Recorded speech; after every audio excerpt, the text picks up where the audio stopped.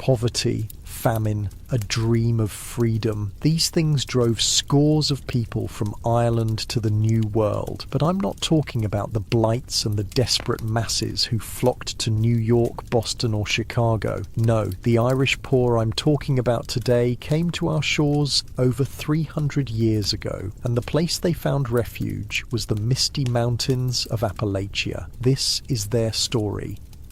So yeah, if these stories work for you, subscribe. And I'm curious, what time is it where you are? Comment your city and time below. I check these and it's wild seeing people from California listening at 3 p.m. while someone from Tokyo says it's already tomorrow there. Okay, tonight it's Ulster, Ireland in the year 1716. But wait, get comfortable before we start. Seriously, adjust those pillows. Pull up that blanket. Where we're going, you won't want to move once we get started.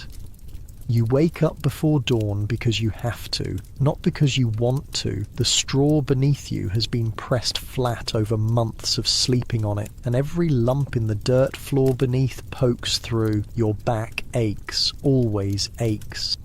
The cottage is one room, just one. You share it with your wife, 3 kids, and sometimes the damn chickens when it's cold enough they'd freeze outside. The smell? Listen, you stopped noticing it months ago. Peat smoke, unwashed bodies, chicken droppings, the mustiness of damp thatch overhead. That's just what air smells like now. Outside, it's still dark. You can hear the landlord's cattle lowing in the good pasture. The pasture you'll never graze your own animals on. Because you don't own animals, you don't own anything really. Not the cottage, not the 1/4 acre of rocky soil you're about to spend 14 hours working, not the spade you'll use to work it. Your name is Eamon, 24 years old. You're a sharecropper in County Antrim, Ulster. Your grandfather came here from the Scottish lowlands back in 1650, lured by promises of land and religious freedom. Those promises? Yeah, about that. Here's what they didn't mention. You'd never own the land. Ever.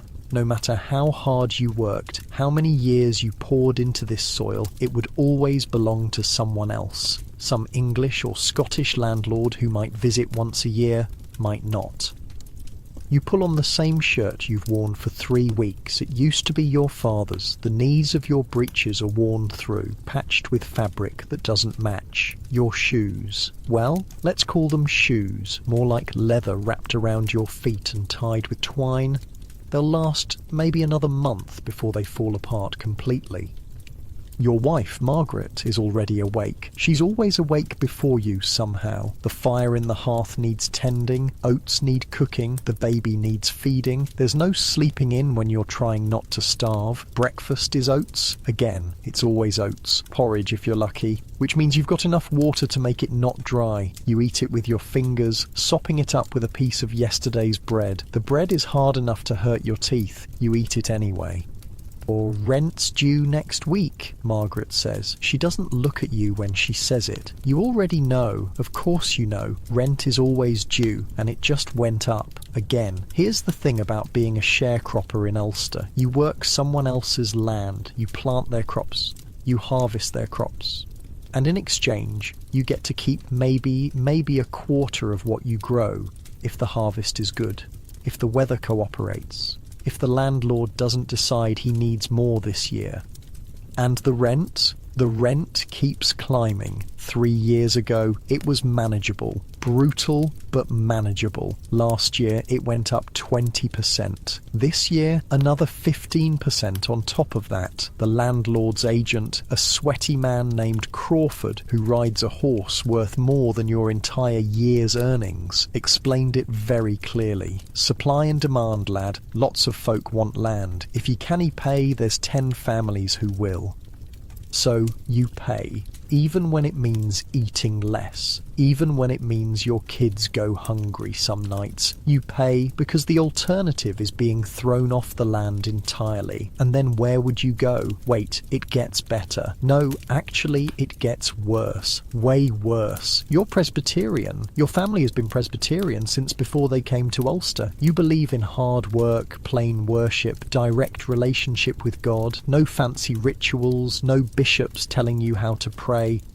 But here's the fun part. The official church is Anglican, the Church of England. And even though you're Protestant, even though you came here because Scotland and England wanted Protestant settlers in Catholic Ireland, even though you've done everything they asked, you still have to tithe to the Anglican Church. That's right. Every year you have to give a chunk of your already pitiful earnings to a church you don't attend, to support priests you've never met, to maintain buildings you'll never worship in. It's not right, your neighbour, William, says. He's older than you by 20 years, grey in his beard, bent from decades of this life. You're standing in the field, taking a break that's not really a break because you're both still working while you talk. They promised us religious freedom, and now we're paying taxes to their church while our own minister lives in a shed. He's not exaggerating about the shed. Your Presbyterian minister, Reverend Patterson, literally conducts services in a modified cowshed. The congregation built it themselves because they're not allowed to build a proper church. Meanwhile, the Anglican church in town, the one you're required to support, sits mostly empty every Sunday. Marble floors, stained glass, carved wooden pews, nobody in them. The hypocrisy burns like the ache in your shoulders, burns like the hunger in your belly on the days when the oats run low. Glasgow used to tell me stories, you say to William. Glasgow is what everyone calls your grandfather. Nobody remembers why. Said when they came over, they were promised land, real land, ownership. He said the agents showed them papers, made it sound like they'd be lords themselves. Aye, William spits into the dirt, and my da told me the same. All lies, beautiful, profitable lies. Here's what actually happened. Back in the early 1600s, after the English finally beat the Irish lords in Ulster, they needed to fill the province with loyal Protestants. So they started the plantation of Ulster. Big fancy name for, let's move a bunch of people here. The British Crown offered land grants to wealthy English and Scottish landlords. These undertakers, they were called. Each one had to bring at least 48 adult males to settle the land, had to build defences, had to make sure everyone spoke English and attended Protestant services. And it worked. Sort of. By 1630, there were maybe 20,000 adult males here, which meant somewhere around 80,000 to 150,000 total people when you counted women and children, mostly Scots, mostly from the lowlands, where life was already hard, but at least there was some hope of advancement. Your grandfather was one of them, arrived in 1650, already middle-aged, hoping to make a better life. He'd been a small farmer in Scotland, scraping by, hearing these stories about Ulster, empty land, opportunities, a fresh start. What he found was that he'd just traded one landlord for another. The undertakers owned everything. They parcelled it out to tenants. Tenants like your grandfather, tenants like your father, tenants like you. The famine in the 90s, William says. He's pulling a weed as he talks, not looking at you. Lost my first wife in that, and both boys, you remember. Everyone remembers the 1690s. The crops failed, just failed. You don't know why. Something about the weather, the cold, the rain that wouldn't stop. People starved, actually starved. You were just a baby then, but you grew up hearing the stories. Villages where half the people died, families that just disappeared. And what did the landlords do? Raised the rents, figured that with so many people desperate they could charge more. Basic economics, horrible, brutal economics. My father used to say the soil here is cursed, you tell William, and honestly, you're starting to believe it. The land is rocky, hard to work. Even in good years, the yield is mediocre. You're constantly pulling stones out of the earth, constantly fighting the clay that clumps and won't drain. Constantly watching the rain, praying it's not too much and not too little, knowing it'll probably be one or the other. The work is endless. You're out here from first light, which in October means around 7 in the morning, until you literally can't see your hands anymore, which might be 7 at night, 12, sometimes 14 hours, and that's just the field work. There's also hauling water from the stream a quarter-mile away, chopping peat for the fire, repairing the constantly leaking thatch roof, mending tools that break, trying to keep the chickens from wandering into the landlord's property where they'll be confiscated. Feeding the pig you're fattening up that you'll have to sell to pay the rent instead of eating it yourself. Margaret works just as hard, harder maybe. She's got the kids, the cooking, the endless spinning. See, most families here are involved in the linen trade. It's the only way to make a little extra coin. Flax is the big cash crop in Ulster. You grow it alongside your food crops. Margaret spins it into yarn. When she has enough, you take it to the linen merchant in town. He pays you, not much, but enough to maybe, possibly, keep you above water. Except even that's getting harder. The market's flooded, too many people making linen, prices keep dropping. Last year you got 8 pence for a bundle. This year, 6. Next year it'll probably be 5. My cousin sailed for Pennsylvania last spring, William says. He's moved on to another row of the field. You follow. Says there's land there, real land, says a man can own it, actually own it. You've heard these rumours, everyone has. There's this place across the ocean called America, the colonies. They need people. Apparently they're so desperate for settlers, they're practically giving land away. Hundreds of acres, thousands, some folks say. No landlords, no tithes, no Crawford riding up on his expensive horse to tell you the rent just went up again. Could be lies, you say, like the lies that brought our grandfathers here. Could be, William agrees, but I'll tell you what, if rent goes up one more time, I'm finding out. The sun is fully up now. Your day is just beginning, really. You've got hours ahead of you, hours of bending, lifting, hauling. Your back will scream, your hands will bleed. Tonight you'll collapse onto that straw mattress and barely have energy to eat the oats Margaret's kept warm for you.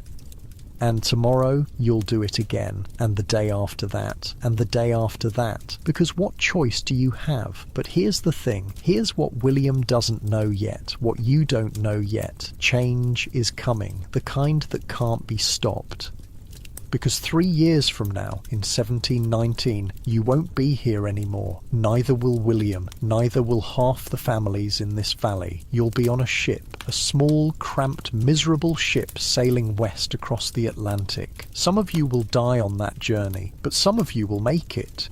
Make it to a land that's harder, wilder, and more dangerous than anything you've ever known, but also freer. Actually free. For now, though, you don't know that. For now, you just know that your hands hurt and your stomach's empty and the rent is due next week. For now, you bend back to the earth and keep working, because that's what you do. That's what your father did. That's what his father did. You work, you survive, you endure, and somewhere deep inside where you don't like to look too closely because hope is dangerous, you wonder if there might be something more.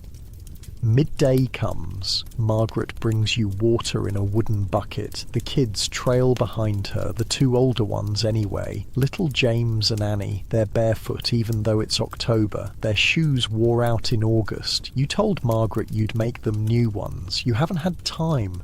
Won't have time until winter when the fieldwork slows down. Papa, I'm hungry, Annie says. She's 5. Big brown eyes that break your heart. Supper tonight, you tell her. It's all you can say, because there is no lunch. Lunch is for people who have enough food to eat 3 times a day. Margaret's face is tight. She doesn't say anything, but you can see it. The worry, the calculation she's always doing in her head. How many oats left? How many days until the linen's ready to sell? Whether the pig will be fat enough by the time the rent's due. Crawford came by this morning, she says quietly. The kids are playing in the dirt nearby, far enough they can't hear. Said the landlord wants to inspect the cottage next month. Said we need to make repairs or there'll be a fine. Of course there will be, because the cottage that you don't own, that you just live in as part of your tenancy, needs to meet the landlord's standards. Never mind that the landlord's house has glass windows and a slate roof and probably more rooms than you can imagine. Your 1-room cottage with its leaking thatch, that needs repairs. That you have to pay for. How much, you ask? Your voice sounds tired even to your own ears. 2 shillings. 2 shillings. That's a week's worth of food. That's half the money you'd saved toward next month's rent. That's gone now. Just gone. You drink the water. It's cold from the stream. That's something. In summer the water gets warm and tastes like mud and sometimes makes people sick. At least in October it's still cold. Small blessings. William's right, you know, Margaret says. She's looking at the kids, not at you. About Pennsylvania. My sister's husband's brother went last year. They've got 40 acres. 40, and it's theirs. Not rented, theirs. This is the first time she's brought it up directly. You've both been dancing around it for months. The idea, the possibility, the absolutely terrifying notion of leaving everything you know and sailing across an ocean to a place you've never seen. We'd have to pay for passage, you say. You're not arguing, just stating facts. What, £3 per person? We're 5 people. That's £15. We don't have £15. We don't have £5. Indenture, Margaret says. The word hangs there between you. We could indenture ourselves. Work it off in America. Indenture, basically becoming a temporary slave. You sign a contract before you leave. Someone in America pays your passage. In exchange, you work for them for a set number of years. Usually 7. 7 years of working for someone else. No pay, just food and shelter. And if you die during those 7 years, well, that's the risk. I'm not indenting my children, you say. Your voice is harder than you meant it to be. I know, Margaret says quickly. I know. I don't know how much longer we can do this, Eamon.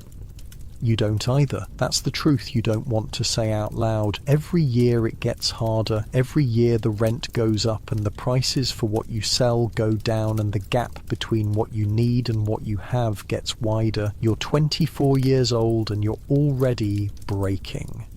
You can feel it in your body. The way your back doesn't quite straighten anymore. The way your hands don't quite open all the way in the morning. The way you're so tired, so constantly tired, that some mornings you wake up and think maybe today you just won't get up. Maybe today you'll just lie there on the straw and let whatever happens, happen. But then Annie needs breakfast, and James needs his shirt mended, and the baby needs Margaret, and the field needs tending, and the rent is due. Always the rent is due. So you get up, you go to the field, you bend and lift and haul. You work until you literally cannot work anymore, and then tomorrow you do it again. This is life. For you, for William, for the hundreds of families scattered across this valley and the next valley and the valley beyond that. All of you working land you'll never own. All of you pouring your lives into soil that will never yield quite enough. All of you knowing that your children will inherit this same life unless something changes, unless you change it. The field stretches out before you, endless rows of struggling plants. Behind you, the cottage that isn't yours. Around you, the land that will never be yours. Above you, a grey Ulster sky that promises rain. You wipe your forehead with the back of your hand and keep going.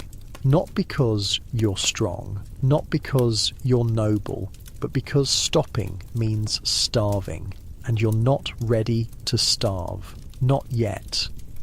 But maybe there's another way. Maybe William's right. Maybe Margaret's right. Maybe across that ocean there's something better. Or maybe there's just a different kind of hell waiting. Hard to say. For now, you've got potatoes to dig. And after that, there's peat to cut. And after that, Margaret will need help hauling water. And after that, if you're lucky, there will be oats for supper and a few hours of sleep before you start all over again.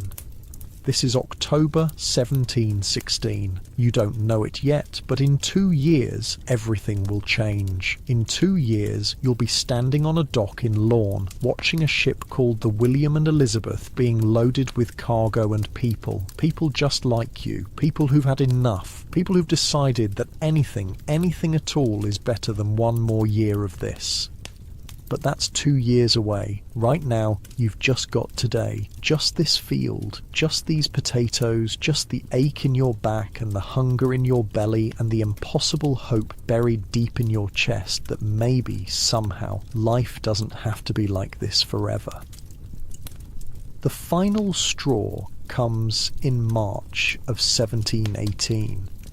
Crawford rides up on his horse. That same expensive horse, same sweaty face, but this time he's got papers, official-looking papers with seals and signatures. "Or rent's going up," he announces. Doesn't even dismount, just sits up there on his horse looking down at you like you're something he stepped in. "New rate takes effect next quarter. Landlord's orders. You're holding a spade. Your hands tighten on it. How much? 30%. 30%. You literally cannot afford that. It's not a matter of tightening your belt or working harder. The math doesn't work. Even if you sold everything you own, even if you gave him every single oat you harvest, it wouldn't be enough. That's impossible, you say. Your voice sounds strange, hollow. Crawford shrugs. Lots of folk wanting land. If ye canny pay, someone else will. He wheels his horse around. "Good day to ye." And he's gone. Just like that. Your entire life upended in 30 seconds. Margaret is standing in the doorway. She heard. Of course she heard. When Crawford talks, the whole valley hears. "We're leaving," she says. Not a question, a statement. "Aye," you say. "We're leaving."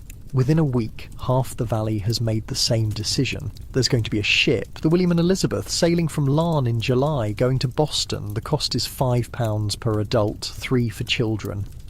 You don't have £5, you don't have £3, you barely have 3 shillings. So you do what you have to do. You indenture yourself. Here's how it works. You sign a paper. This paper says that when you arrive in America, you'll work for whoever pays your passage.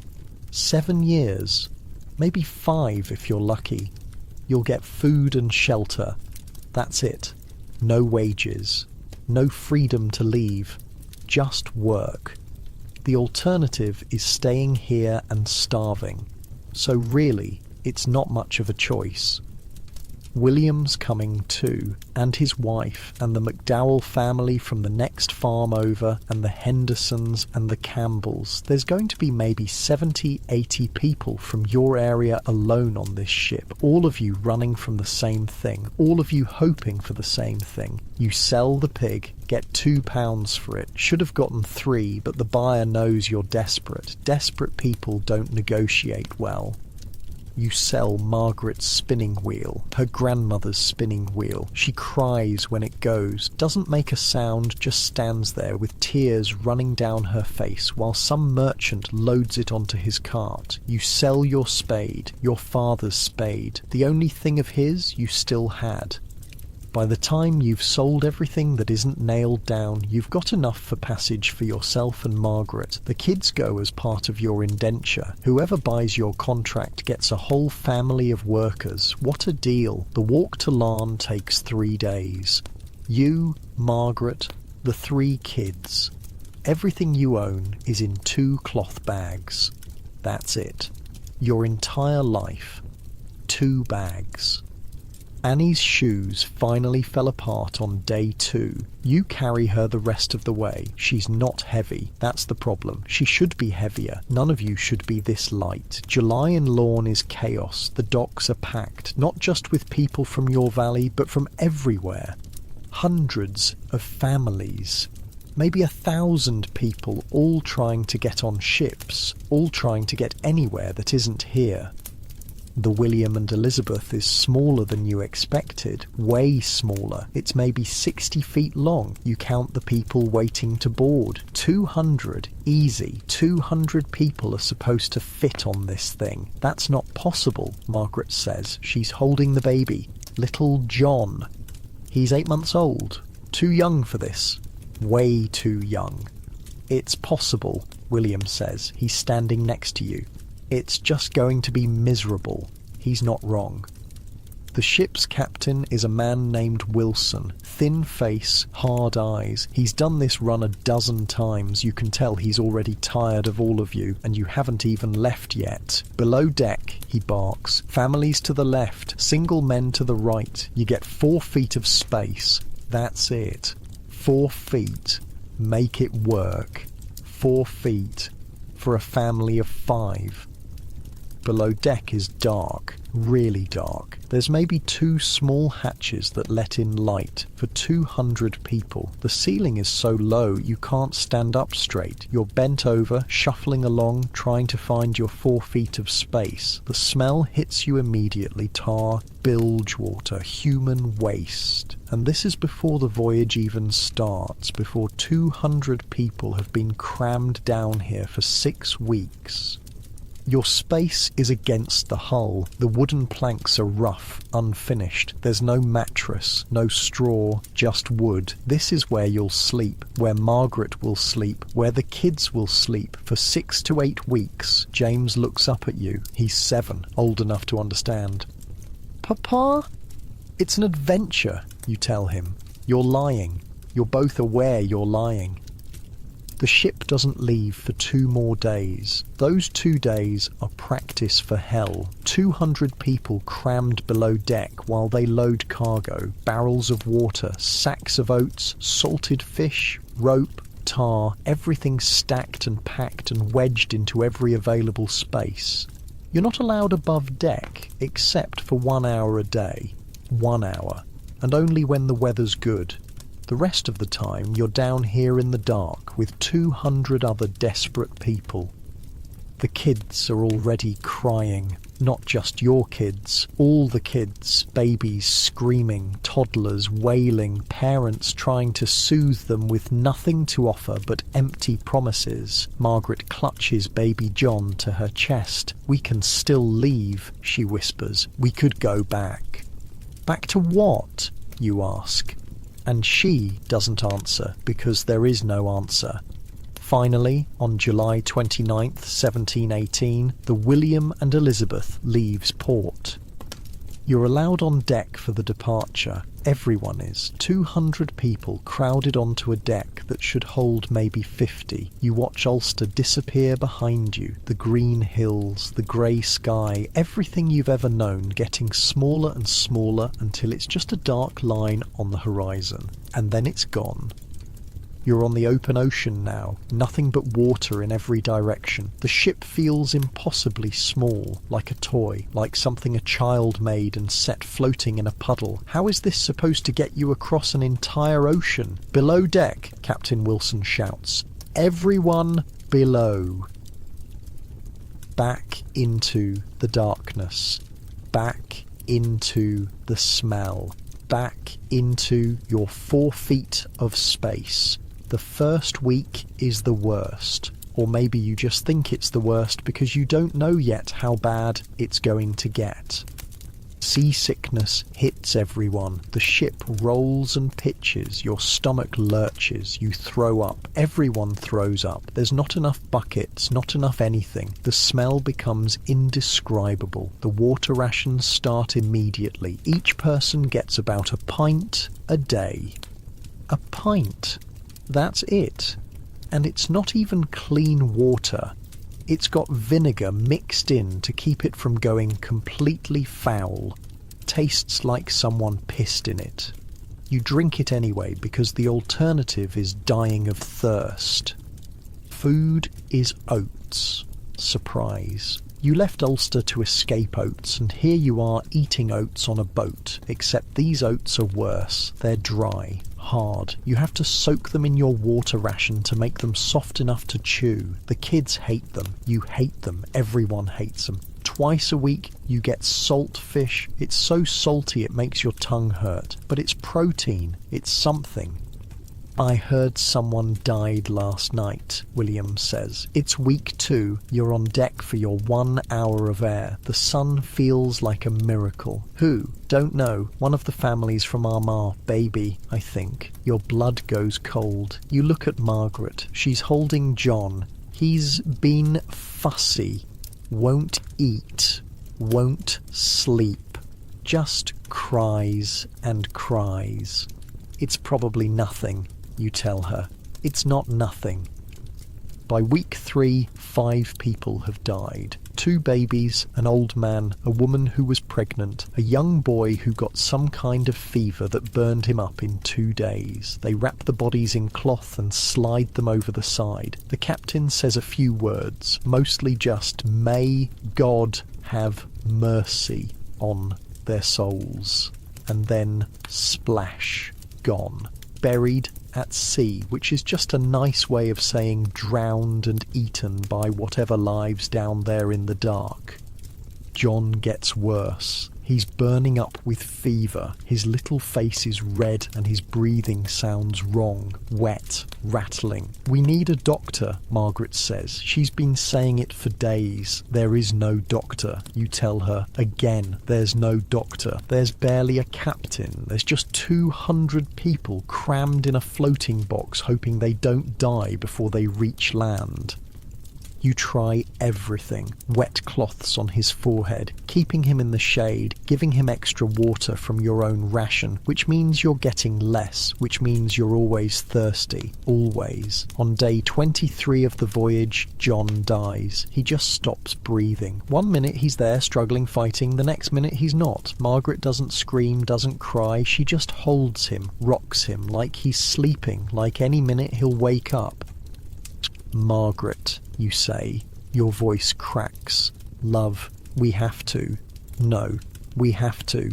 They take him at sunset. Captain Wilson won't let you keep a body below deck. "Disease," he says. "Risk to everyone else." You wrap John in the only cloth you have, Margaret's shawl, the nice one she'd saved, the one her mother made, and you carry him up to the deck. The sun is setting. The ocean is flat and grey. Nothing but water, nothing but endless, empty water. Wilson says the words, "May God have mercy on his soul," and you drop your baby into the ocean. He doesn't make much of a splash. He's so small. Margaret turns away, walks back to the hatch, climbs below deck, doesn't say a word. You stand there, watching the water, watching the sunset, thinking about how you sold everything, left everything, crossed an ocean. And for what? Your baby's dead, your wife won't speak, your other kids are terrified, and you're still weeks from land. "It'll get better," William says. He's standing next to you. When did he get there? "In America. It'll be better." You want to believe him. God, you want to believe him. But right now, standing on this deck, watching the sun disappear, you're not sure you believe anything anymore. The voyage takes 52 days total. 52 days of darkness and sickness and death. By the time you see land, 9 people are dead. 9 people who started this journey and didn't finish it. The coast of New England appears on the horizon. It's just a dark line at first. Then it's trees, actual trees, forests, land. Everyone who can stand comes on deck. 200 people staring at America like it's salvation, like it's heaven, like it's anything other than just another place where you'll have to work yourself to death trying not to starve. But at least it's land, solid land, land that doesn't roll and pitch, land where you can stand up straight, land where the air doesn't smell like piss and death. Boston Harbour is crowded, ships everywhere. The William and Elizabeth has to wait for a berth. You wait all day, staring at the city. It's bigger than anything you've ever seen. Buildings, docks, people everywhere. They'll be needing workers, someone says. That's why they let us come. They need us.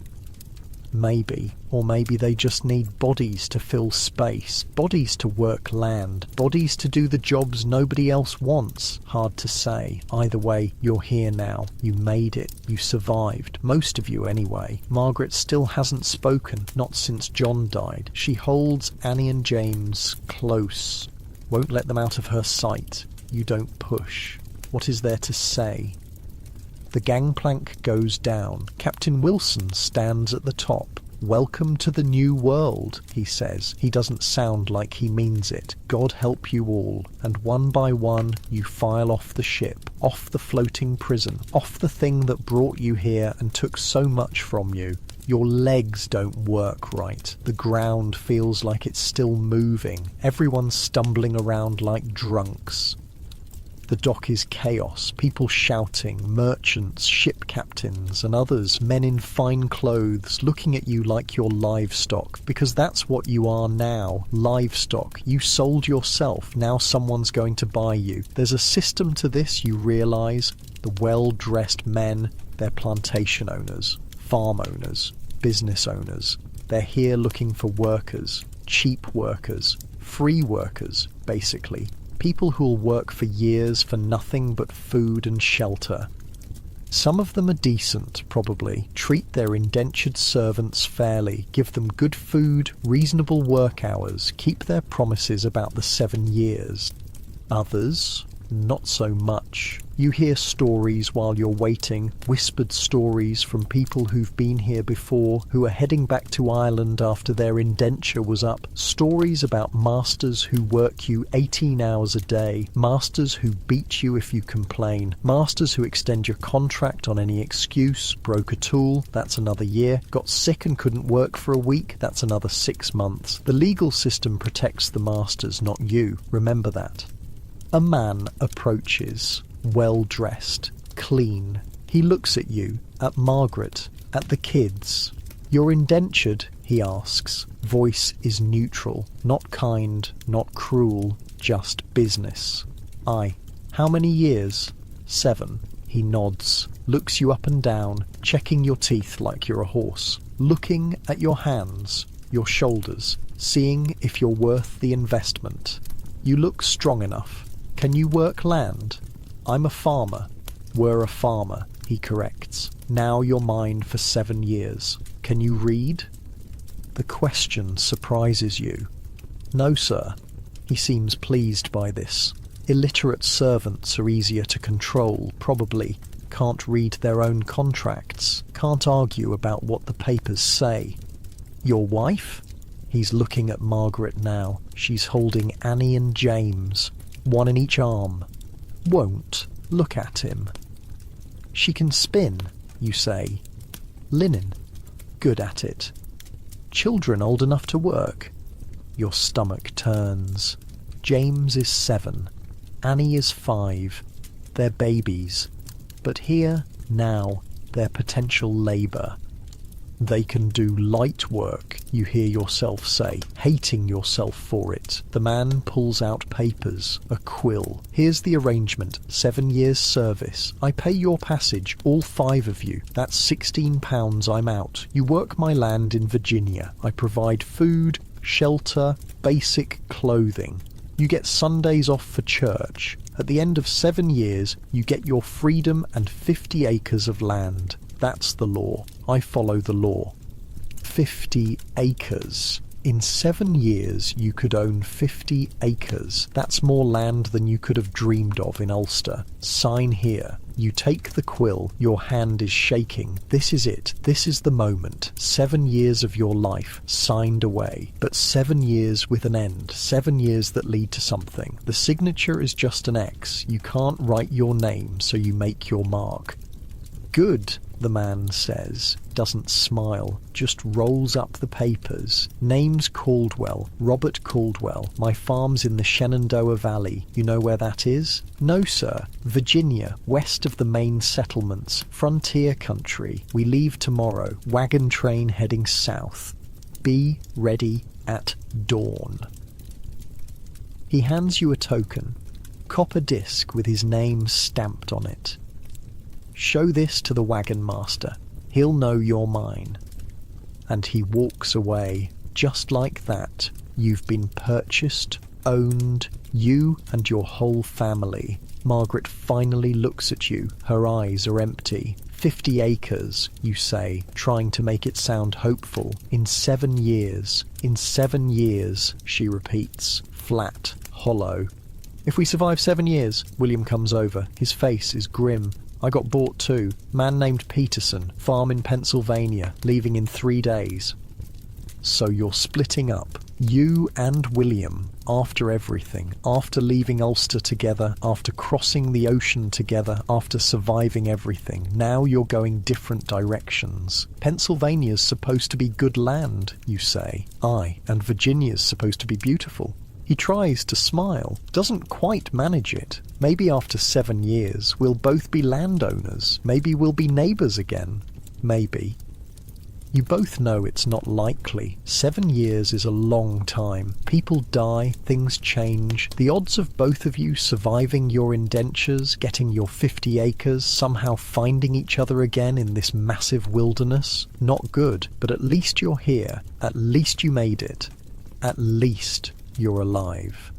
William clasps your hand, holds it. Take care of your family. You too. And then he's gone, walking toward his new master, walking toward Pennsylvania, walking out of your life. You look at Margaret, at Annie, at James, your family, what's left of your family. We should find somewhere to sleep tonight, you say, before we head to Virginia. Margaret nods, still not really talking, still somewhere far away in her head, probably still with John, still seeing his little face, still feeling his weight in her arms. You find a spot near the docks, not much of a spot, just some wooden crates stacked up that provide a windbreak, but it's something. You huddle there with your family, your 2 cloth bags, your copper token that says you belong to Robert Caldwell now. The city is loud, even at night. People everywhere, voices in languages you don't recognise, the smell of smoke and salt water and garbage and fish. Nothing like Ulster, nothing like anything you've ever known. James falls asleep quickly, exhausted. Annie takes longer. She keeps asking questions. Where's the house, Papa? When can we have a real bed? When do we eat something that isn't oats? Soon, you tell her. All lies. Soon, sweetheart. Margaret doesn't sleep. Just sits there, staring at nothing. You put your arm around her. She doesn't respond, doesn't pull away, just sits. We're going to be all right. You whisper. More lies. Maybe not lies. Hard to say. Tomorrow you head to Virginia, to the Shenandoah Valley, to frontier country, to a place you've never seen, to work for a man you just met for 7 years with no guarantee of anything except that it'll be hard. But at least it's land. At least it's not Ulster. At least it's not Crawford riding up on his horse telling you the rent's going up again. At least it's a chance. You close your eyes, try to sleep, can't. The ground is hard, the city is loud, your baby is dead, your wife is broken, your children are frightened, and you're about to spend 7 years as somebody else's property. But at least you're here, at least you made it, at least the journey is over. No, wait. The journey's not over. The journey's just beginning, because this is Boston and you're not staying in Boston. Nobody wants workers in Boston. Too crowded already. Too many people. Where you're going is south. Way south. To places that don't even have names yet, to frontiers, to mountains, to places so wild and dangerous that the only people who'll go there are people like you, people who have nowhere else to go. Dawn comes too early. Caldwell's wagon train is 20 wagons strong, families, single men, all heading south. Some are indentured like you, others are freemen who've saved enough to buy land. Those ones look at you different, like you're less than, which legally you are. The wagons are packed with supplies, tools, seeds, barrels of salt pork, sacks of corn, everything needed to start farms in places where there are no farms yet, where there's nothing but trees and mountains and whatever the hell else is out there. You don't get a wagon. Indentured servants walk. Caldwell makes that clear right away. The wagons are for supplies and the families who've paid for passage, your cargo that walks. So you walk, you and Margaret and the kids, your 2 cloth bags over your shoulder. Annie starts crying after the first hour. Her feet hurt, she's hungry, she's tired. You carry her, then your shoulder hurts, then you put her down and she cries more. This is going to be a long trip. The road south is barely a road, more like a dirt path that's been travelled enough times that the grass gave up growing. It's late summer now, August, hot, humid, not like Ulster where it was always cool and damp. Here the heat sits on you like a blanket you can't shake off. James tries to be brave. He's 7, old enough to know he needs to be strong, but you can see it in his face. The fear, the exhaustion, the way he keeps looking back toward Boston like maybe they can still go back. There is no going back. The other indentured families keep to themselves mostly. Nobody wants to make friends. What's the point? You're all going to different places, different masters, different futures. Better to just keep your head down and survive the journey. But there's one family, the Andersons. They're Scottish, from the lowlands, came over on a different ship but ended up in the same situation. John Anderson and his wife Kate. They've got 2 boys, older than your kids, maybe 9 and 11. Where's Caldwell taking you? John asks. It's day 3 of the journey. You're stopped for the night. Everyone's exhausted. Shenandoah Valley. You?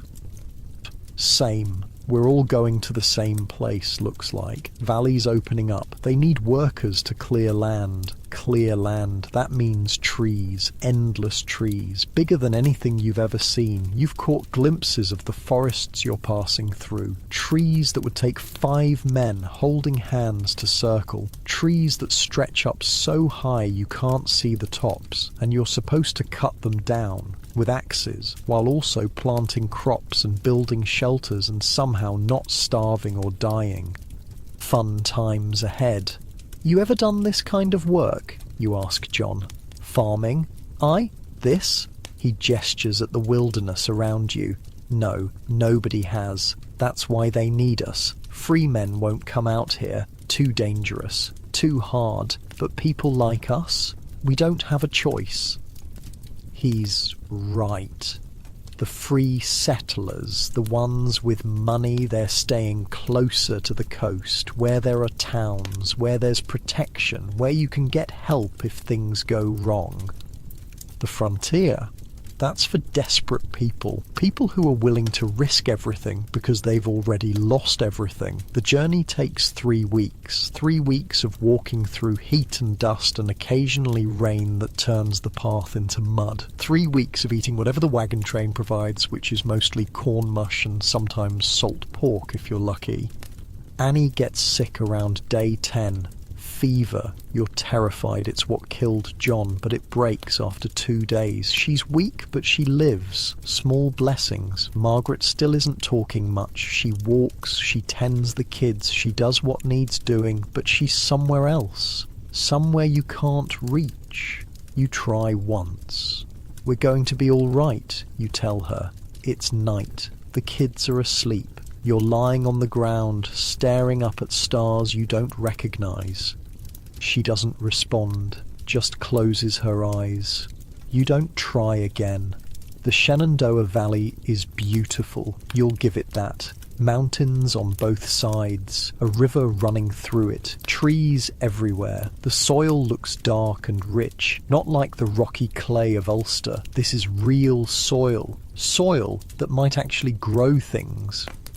But it's also empty, like really empty. There's a settlement, if you can call it that. Maybe 10 families, maybe 15 rough log cabins, cleared fields that are mostly stumps, a single path that serves as the main road. This is civilization out here. This is what you fought for. This is freedom. Caldwell's farm is 2 miles from the settlement, or what will be his farm anyway. Right now it's just forest, endless forest. He's got a claim on 500 acres. The British Crown gives out land grants to encourage settlement. 500 acres sounds like a fortune until you realise you have to clear every inch of it yourself.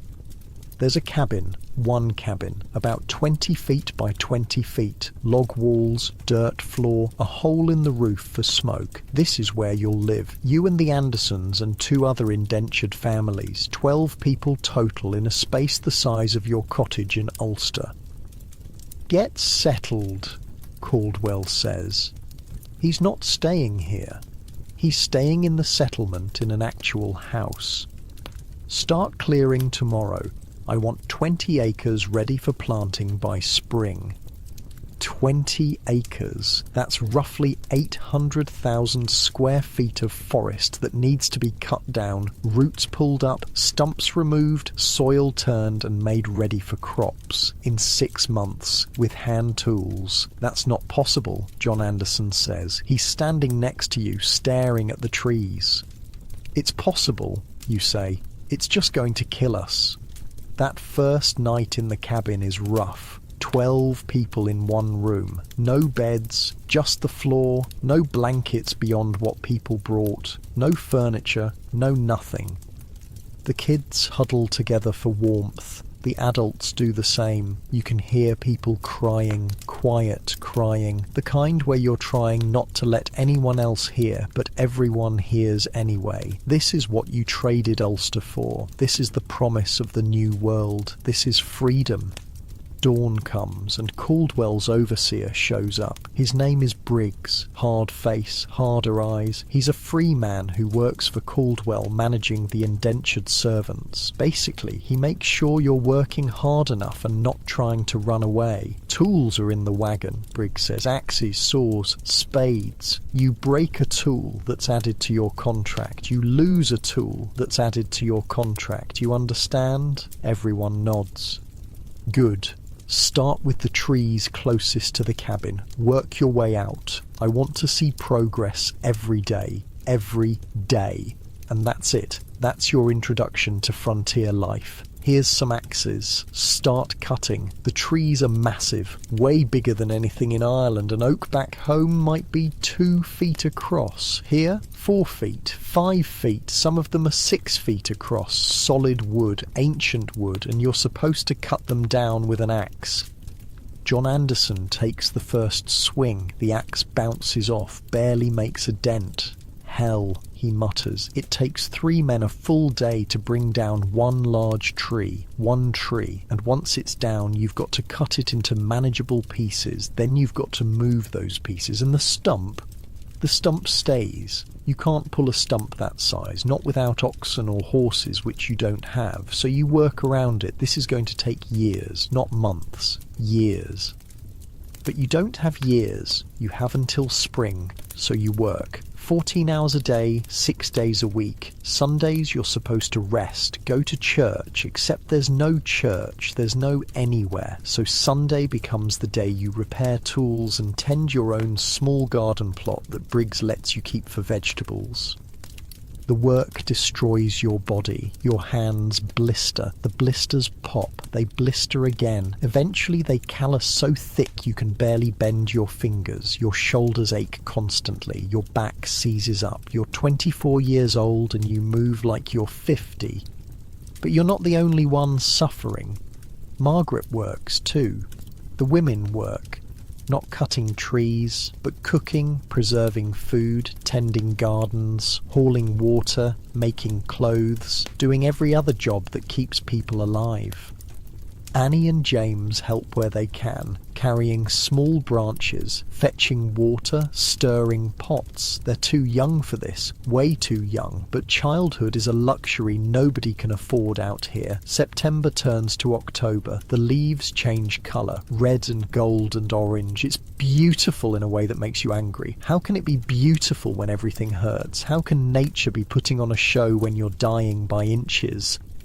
The temperature drops. You need warmer clothes. You don't have warmer clothes. You've got what you wore on the ship and that's it. Kate Anderson knows how to sew. She makes a deal with Briggs. She'll make him a shirt if he'll give the indentured families some fabric. He agrees. She makes shirts for all the kids. Rough fabric. Poorly cut. But warm. Warmer than what they had. You try to thank her. She waves it off. We're all we've got out here. She's right. The settlement doesn't want you.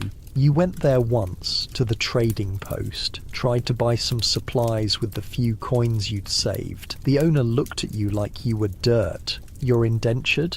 Aye. Caldwell know you're here? He didn't say I couldn't come. The man laughed. Indentured servants don't buy things. Go back to your work. So that's how it is. You're less than, lower than free settlers, barely above slaves. Actually, you might be below slaves because at least slaves are valuable property. You're just temporary labour. By November, you've cleared maybe 5 acres. 5. You need 20. You're working as hard as you possibly can and you're failing. Everyone knows it. Briggs knows it. Caldwell knows it. You know it. He's going to extend our contracts, John says. It's night. You're sitting by the fire, too tired to sleep somehow. Aye, you say. Probably. That's not legal. Who's going to stop him? There's no magistrate out here. No law, just him and us. And he's got the papers. John stares into the fire. I didn't cross an ocean for this. None of us did.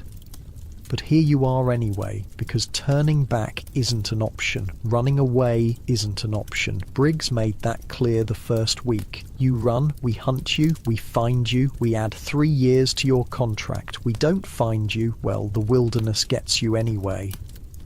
The wilderness. That's the other thing. You're not alone out here.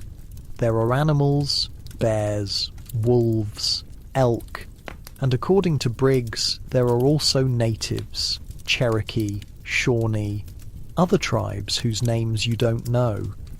They don't like us being here, Briggs said. This is hunting land, their hunting land, but the Crown says it's ours now, so that's that. Except it's not that simple. You've seen signs, tracks, a camp that looked recent. Once you found an arrow stuck in a tree near your work site. Nobody said anything about the arrow. You all just worked a little faster that day. Winter hits hard. Harder than Ulster, somehow.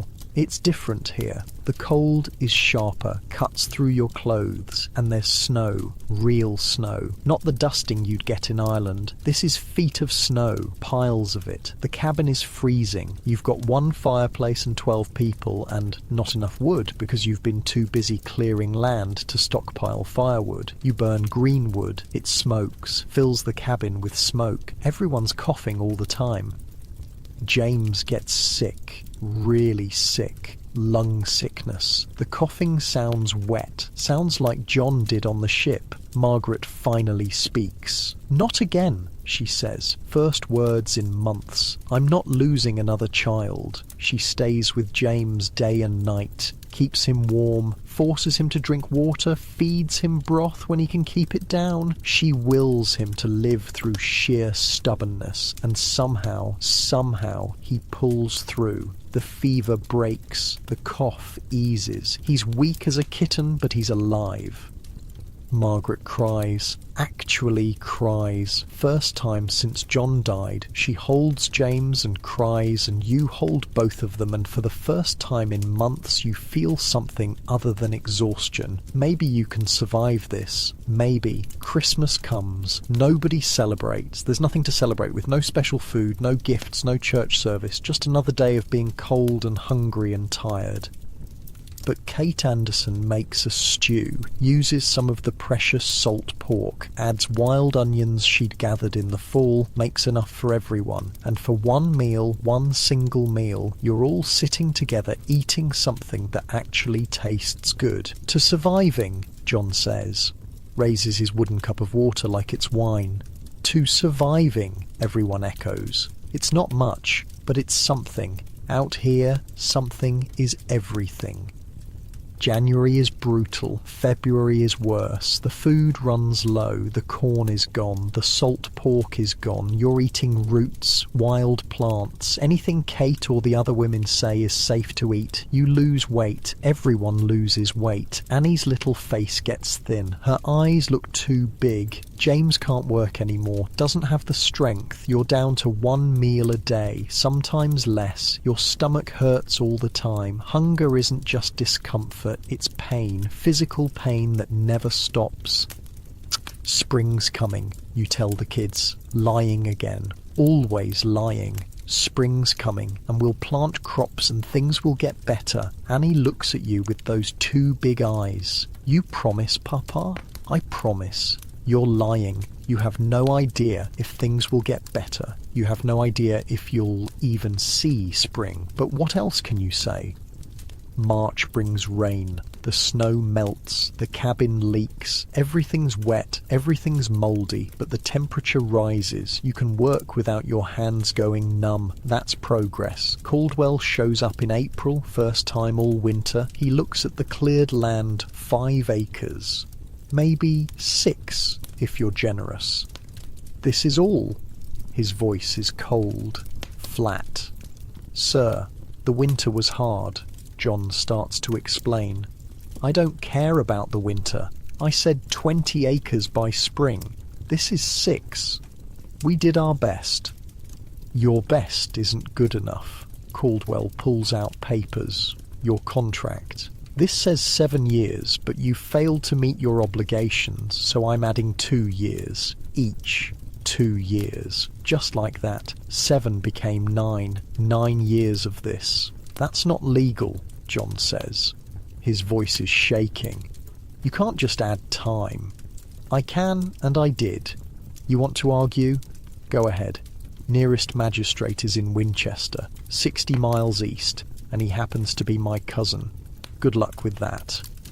Caldwell leaves. 12 of you stand there in the mud and the rain, staring at the 6 acres of stumps and cleared ground that just cost you 2 years of your lives. We should run, one of the men says. Just take off into the woods. And go where? John asks. We've got no money, no supplies, no idea how to survive in the wilderness. We'd be dead in a week.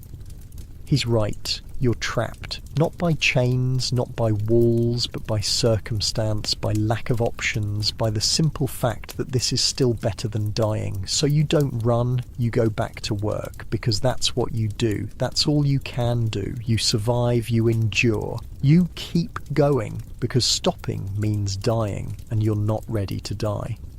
Not yet. Not after everything. Not after crossing an ocean. Not after losing John. Not after watching Margaret break and slowly, painfully put herself back together. Not after nearly losing James. You've come too far to quit now. Even if too far just means you're stuck in place.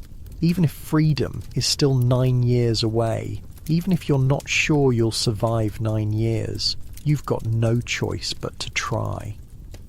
Year 3, that's what you call it now, not 1720. Just year 3 of 9, maybe 10 if Caldwell decides you haven't worked hard enough again, but something's changed. You've changed. Your body's different, harder, leaner, your hands are leather now, scars everywhere. You can swing an axe for 12 hours without your arms giving out. You can tell good timber from bad just by looking. You know which trees will fall clean and which ones will twist and try to kill you.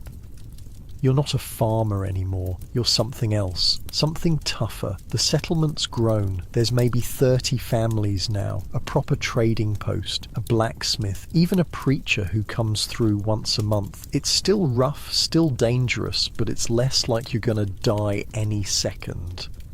Caldwell's land is different too. You've cleared 15 acres now, planted corn, wheat, some vegetables. The stumps are still there, but you work around them. The crops aren't great, but they're enough. Enough that you're not starving anymore. That's progress. But here's the thing about clearing 15 acres of forest. You've killed a lot of animals. Deer mostly. They live in the forest. You cut down the forest. They wander into your cleared land looking for food. You kill them because fresh meat is fresh meat. And Briggs says anything you hunt, you can keep. First time you killed a deer was year 1. Pure accident. You were hauling wood and this buck just stood there staring at you. You grabbed the axe, threw it, somehow hit the thing in the neck. It went down. You stared at it for a full minute, shocked you'd actually done it. Then you butchered it. Badly. Wasted half the meat because you didn't know what you were doing. But the half you saved fed 12 people for 3 days. John Anderson saw you do it. "We need guns," he said. "Can't keep throwing axes at deer. Guns cost money. Everything costs money. Doesn't mean we don't need them." He was right. Out here, a gun isn't a luxury. It's survival, for hunting, for protection, for everything. Briggs has a gun. An old musket he's had forever. He uses it to hunt sometimes. You watch him. Watch how he moves through the woods, how he tracks, how he waits. "You want to learn?" he asks one day, catches you watching. I'll teach you, but you owe me." "Owe you what?" "Whatever I decide. Deal. You don't have a choice. Deal." Briggs teaches you to hunt, really hunt, not just stumble across deer and throw things at them. He shows you how to read tracks, how to move quiet, how to wait, how to aim. The musket is heavier than you expected, kicks like a mule when you fire it. First shot you take, you miss completely. Hit a tree about 10 feet to the left of the deer you were aiming at. "You're jerking the trigger," Briggs says. "Squeeze, don't pull. Second shot is better. Still miss, but closer. Third shot, a week later, you drop a doe at 30 yards. Clean shot. She goes down immediately. The feeling is strange. Not pride exactly. More like relief, like you've unlocked something. A skill that might keep you alive. You're not terrible," Briggs says. High praise from him. Over the next months, you hunt whenever you can. Early mornings before work, Sundays, any spare moment. You bring back deer, rabbits, turkey. Once you got lucky and killed an elk, that fed everyone for a week. But here's what you notice. The good hunting spots are always the same places. Near water, near the salt lick 3 miles north, in the meadow past the ridge. And these places, they're marked. Not obviously, but there are signs. Cut branches, stones stacked in patterns. Paths that are too well worn to be animal trails. Someone else hunts here. Someone who was here first. You mention it to Briggs. "I've seen the signs." "Cherokee," he says. "This is their land. Was their land. They still hunt here. Have you seen them? Once or twice. They mostly avoid us. We mostly avoid them. Best way to keep everyone alive. But you're curious. These people who know how to actually survive out here, who've been doing it for generations. You want to learn from them, want to understand what they understand." The first time you see one, it's early morning. You're tracking a deer, following blood trail through the woods, and there's a man just standing there, watching you. He's Cherokee, has to be, dressed in deerskin, carries a musket, same as you, younger than you maybe. Hard to tell. You freeze. Your gun is loaded, but it's pointing at the ground. His gun is also pointing at the ground. Both of you just staring at each other. Nobody moves for what feels like an hour, probably 30 seconds. Then he points down the trail, where the blood drops are leading. He's telling you the deer went that way, helping you. Thank you, you say, not sure if he understands English. He nods once, turns, disappears into the trees like he was never there. You find the deer 20 yards further.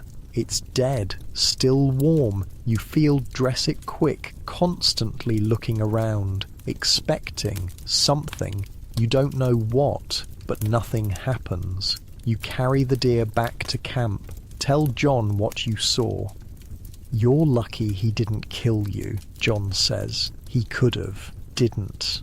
Maybe he was deciding whether it was worth the bullet. Maybe. Or maybe things aren't as simple as everyone says. Maybe the Cherokee aren't just savages waiting to murder settlers. Maybe they're just people trying to survive. Same as you. You see him again 2 weeks later. Same spot, same early morning. This time you're not tracking anything, just scouting, learning the land. He steps out from behind a tree. You jump. Nearly shoot him by accident. He holds up a hand, not threatening, just wait. Then he gestures. Follow. Every instinct says no, says run, says this is how you die. But something else says yes, says maybe this is how you learn. You follow. He leads you about a mile north, to a spot you've never been. There's a creek, and along the creek there are stones, arranged in a weir. A fish trap. He gestures at it, showing you how it works. Fish swim upstream, get funneled into the trap, can't get out. You just reach in and grab them. You built this? You ask. He shakes his head, points upstream. More traps, dozens probably, built by his people, used for generations. Can I? You gesture at the trap, asking permission. He nods. You reach in, grab 3 fat trout, food you didn't have to hunt for, food that just sits there waiting. He watches you, makes sure you're not taking too many. You take 3 and stop. Seems right. Thank you, you say. Wado. You'd heard that word somewhere. Cherokee for thank you. Probably said it wrong, but you tried. Something changes in his face. Not quite a smile, but close. He nods. You bring the fish back to camp, clean them, cook them. They taste like freedom. Where'd you get these? Kate asks. Creek, you say. Don't mention the Cherokee. Not yet. Not sure why. But from then on, you go back to that creek. Not every day, don't want to overhunt it, but regularly. And sometimes he's there, the Cherokee. You don't know his name. He doesn't know yours, but you're not enemies. You're something else. He teaches you things. Without words, mostly. Shows you which plants are edible, which ones are poison. Shows you how to find bee trees, how to collect hickory nuts, how to set snares for rabbits. You teach him things too, how to repair a musket lock, how to use an axe more efficiently. Trade, that's what this is, trade. One day he brings another man, older, his father maybe, or uncle. The older man looks at you for a long time, suspicious, evaluating. Then he speaks in English, heavily accented but clear. You are Eamon. You're shocked. How do you know my name? We watch. We know who lives here. You work for Caldwell. Aye. Caldwell is not good man. You can't argue with that. No, he's not. The older man nods, seems satisfied. You hunt careful. Take only what you need. This is good. Some white men, they kill everything. Waste meat. This is bad. I only take what I can use. Yes, we see. This is why we help you. He gestures at the younger man. His name is Tsali. He says you are honest. He says you can be trusted. Tsali. Finally, a name. Thank you, you say, for teaching me, for the fish. The older man studies you again. Your people want all our land, your chiefs, your kings. But you? He shakes his head. You just want to live, same as us. So we teach you, so maybe you survive, so maybe some of you learn. And then they're gone, back into the forest, like ghosts. But after that, things are different. You're not just stumbling through the wilderness anymore. You're learning it, understanding it. The land isn't your enemy, it's just the land. You learn to work with it instead of against it. Charlie shows you the deer trails, the real ones. Shows you where they bed down, where they feed. Shows you the salt lick they prefer. Suddenly, you're hunting smart. Bringing back meat regularly. Your family eats better. Everyone in the cabin eats better. You share with Charlie. When you kill a deer, you leave a haunch at the creek. By the next day it's gone. When you check your snares, sometimes there's already a rabbit in one. But there's also wild onions nearby that weren't there before. Trade, the other men notice. How are you getting so much game? One asks. I'm learning the land. Teach us. So you do. You show them the salt licks, the trails, the good hunting spots. You teach them what Charlie taught you. Some of them take to it, some don't. John's good at it, has a natural sense for tracking. Briggs notices too. You're bringing in more meat than anyone. How? Practice. He doesn't believe you, but he doesn't push. As long as the work gets done and people are fed, he doesn't care how. Year 4 passes, then year 5. You're getting good at this life. Not comfortable, never comfortable, but competent. You know how to survive winter now, know how to preserve meat, know which roots to dig in fall, know how to tan hides. The hides, that's where things get interesting. You've been using deer skins for clothes, for blankets, for everything, but there's more skins than you need, way more, and in the settlement people buy them. One skin goes for $1. $1, they call it. That's where the term comes from. You learn. $1 equals 1 deer skin equals $1. You've got maybe 20 skins you don't need. That's $20. More money than you've ever had in your life. What are you going to do with that? Margaret asks. She's better now. Talks again. Smiles sometimes. Still sad. Probably always will be. But functional. Present. Save it, you say. For after. After, when the 9 years are up, when you're free, when you get your 50 acres, you'll need money then, need supplies, need everything, so you save. Other men start hunting more too, start tanning hides, start selling them. There's a whole economy forming around deer skins. The traders in the settlement ship them east, to Philadelphia, to New York, eventually to England. Fashion there, apparently. Ladies want leather gloves, deerskin gloves. So, your suffering, your hunting, your hard work in the Appalachian wilderness ends up as some rich lady's gloves in London. Strange world. But you don't care where they go. You care that they're worth money, that each buck you earn gets you closer to freedom, to land, to something that's actually yours. Year 6. You're 30 now. Feel 50. Look 40, probably. Margaret's 28. James is 13. Annie's 11. They're not kids anymore. They work. Really work. James can swing an axe almost as good as you. Annie can dress a deer faster than most of the men. Your family is surviving. More than surviving. You're building something. Not much. Not yet. But something.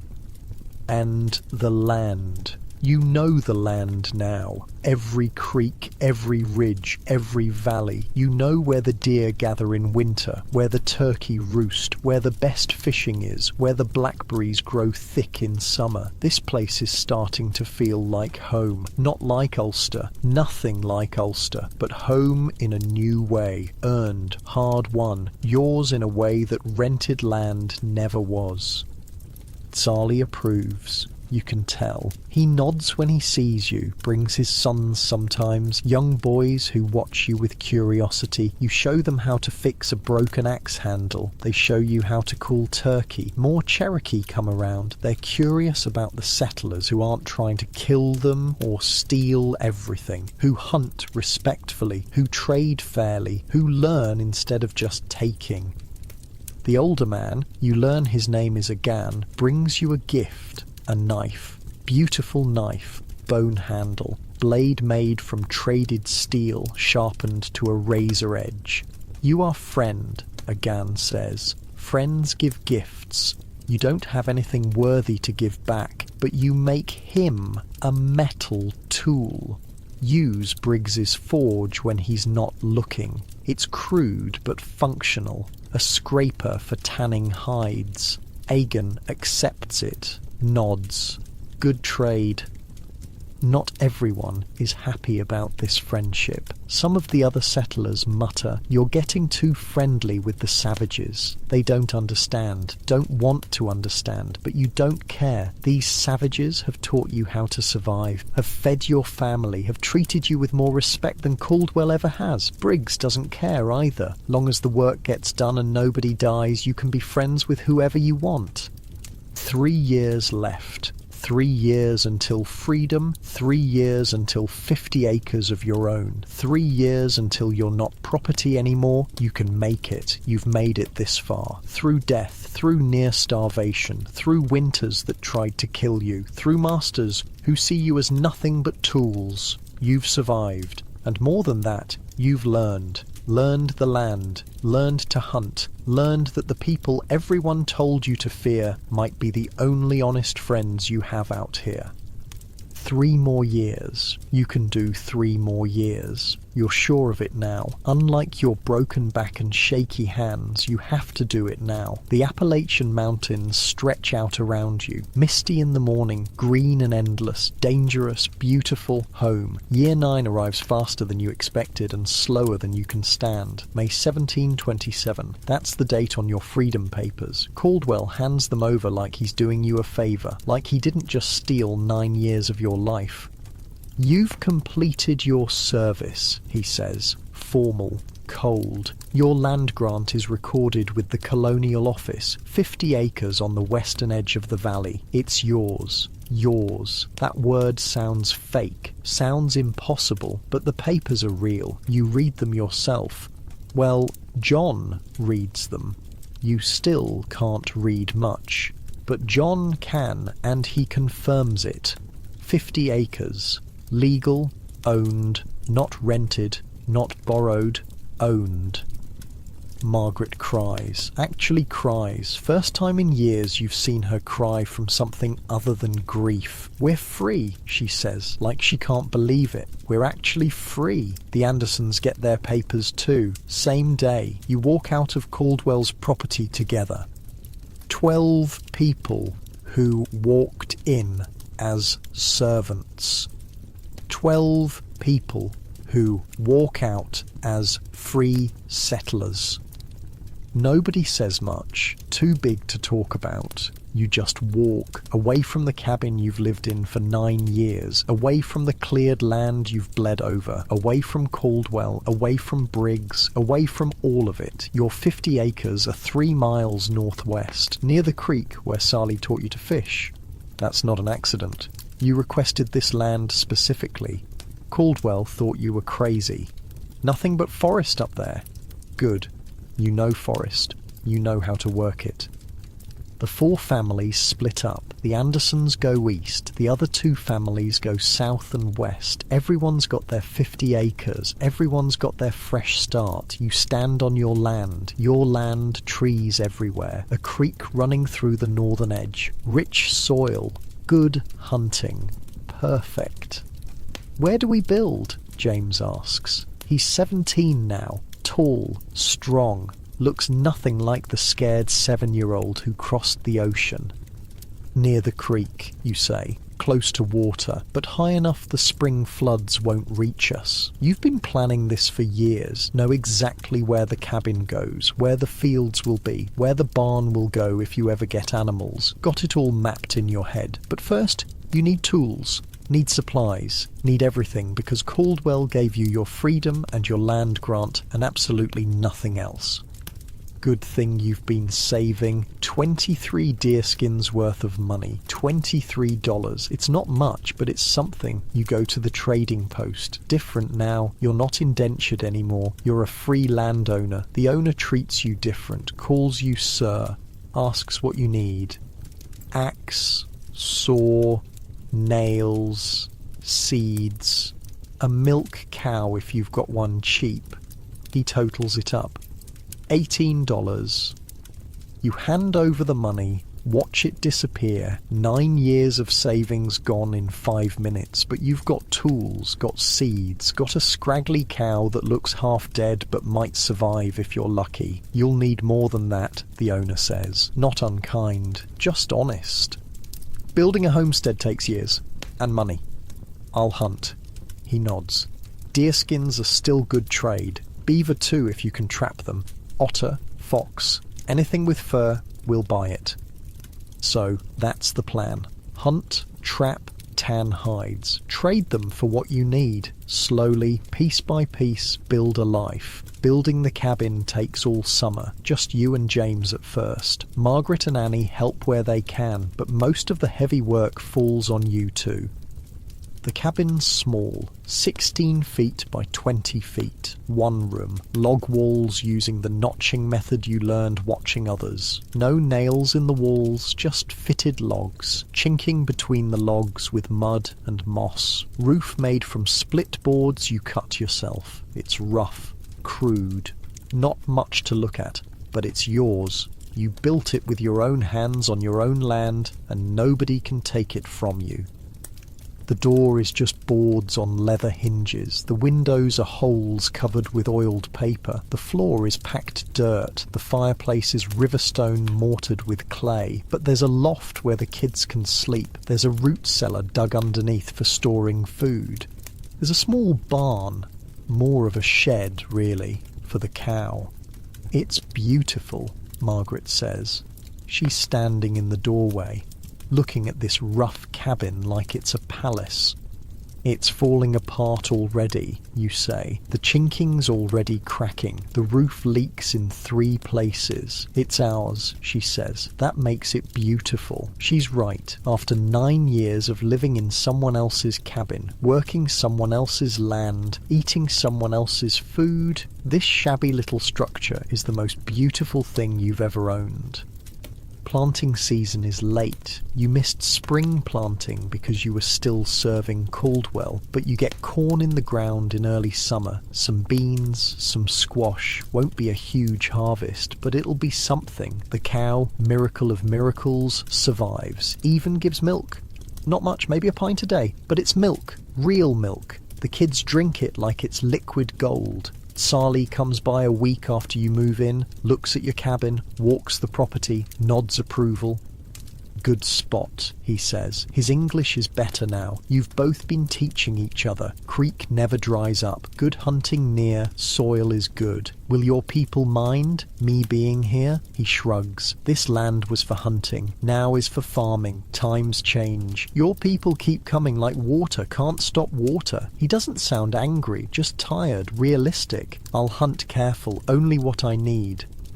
I know. This is why I teach you. He pauses. Others are not like you. Others kill everything, take everything. This is bad. He's talking about the new settlers. They're flooding in now. Every month, more families, more wagons, more people claiming land and cutting trees and pushing further west. The settlement has grown. Maybe 100 families now. A real church, a school, a proper blacksmith, even a tavern. It's becoming a town. And with more people comes more problems, more conflicts with the Cherokee. Some settlers don't care about hunting respectfully, don't care about taking too much, see the Cherokee as obstacles, not neighbours. There will be trouble, Sali says. Soon. My chiefs are angry. Your chiefs want all our land. War is coming. When? I don't know. Years maybe, but coming. He looks at you seriously. When war comes, you will have to choose your people or friendship with us. You don't want to think about that. I hope it doesn't come to that. It will. He hands you something, a small carved figure, a bear. For your daughter. Agan made it. You take it. The craftsmanship is incredible. Every detail perfect. Tell Agan thank you. Tell him... What? Tell him what? That you're grateful? That you hope the war doesn't come? That you wish things were different? I'll tell him, Sali says. Understands what you can't say. He leaves. You stand there holding the carved bear, feeling like the world is getting complicated in ways you can't control. But that's a problem for later. Right now, you've got a harvest to worry about. The corn comes in decent. Not great, but decent. Enough to eat. Enough to save seed for next year. The beans do well. The squash goes crazy, grows everywhere. You've got food. Real food. Food you grew on your own land. Margaret preserves everything she can, dries corn, smokes meat, stores roots in the cellar. She's been doing this for 9 years, but doing it for yourself feels different. Better. Annie's growing up. She's 15 now, pretty girl, quiet, takes after her mother. She helps with everything: cooking, preserving, tanning hides. She's got steady hands, good at detail work. One day a young man shows up, tall, dark hair, not much older than Annie. He's Cherokee, one of Sali's nephews. I am Wire, he says, struggling with English. My uncle. He says you are good man, says I can learn from you. Trade work for learning. You look at Margaret. She looks at Annie. Annie is very carefully not looking at anyone. Oh, so that's how it is. You want to learn what? You ask Wire. Metal work, English words, how white men build, how they farm. He hesitates. My people, we must learn, must change, or we die. This I understand. He's right. The Cherokee are caught between their old ways and the flood of settlers. Learn to adapt or get crushed. Harsh truth, but truth nonetheless. You can stay, you say. Help with work. I'll teach you what I know. Fair trade. Wire stays. Builds a small shelter near your cabin. Works hard. Never complains. Learns fast.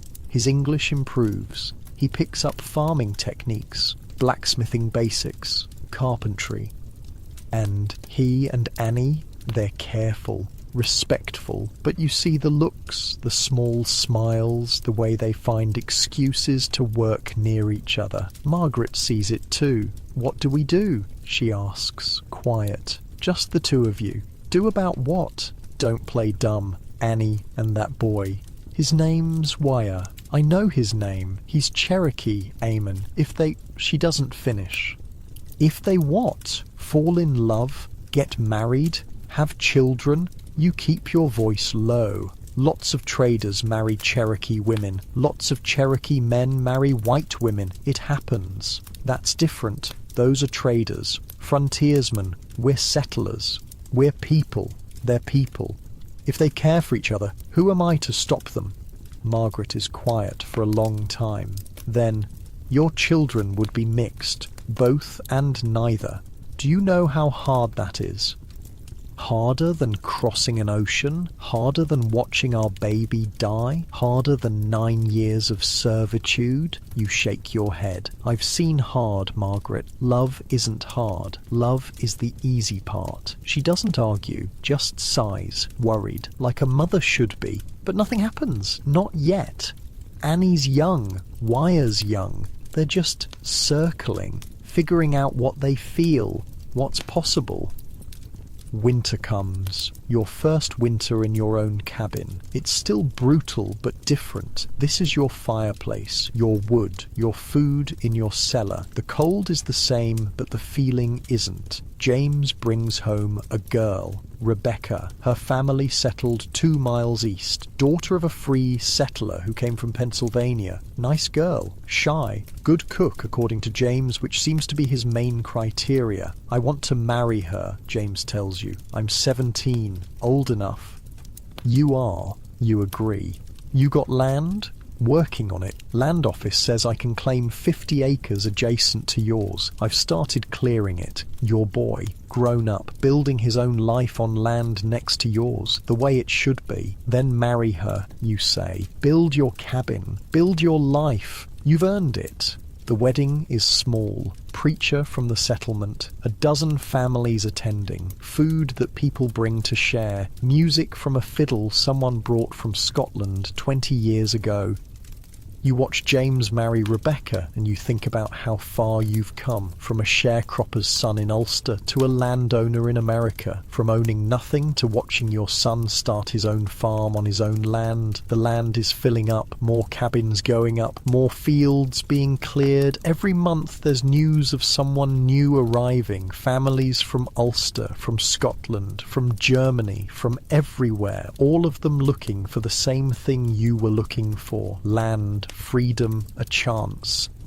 The deerskin trade is booming. Every fall traders come through buying hides. You're bringing in 20-30 skins a year. That's $30, real money. You use it to buy a pig, some chickens, better tools, slowly accumulating the stuff you need. John Anderson stops by regularly. His farm is doing well. His boys are grown, starting their own places. The community is expanding, growing, becoming something real.